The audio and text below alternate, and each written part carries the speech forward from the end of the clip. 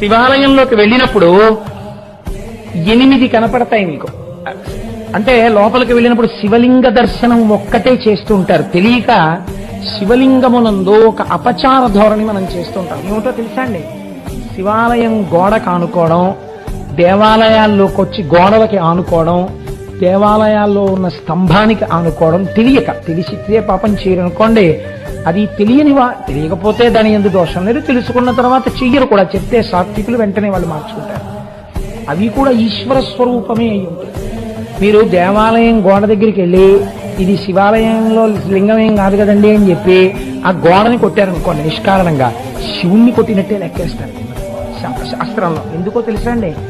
శివాలయమునందు 8 రూపాల్లో లింగం ఉంటుంది. అందుకే పూర్వం పెళ్లిళ్లు కానీ ఉత్సవాలు కానీ జరిగితే ధ్వజస్తంభం ఎక్కడ వరకు కనపడుతోందో అక్కడ మేళతాళాలు ఆప్ చేస్తారు.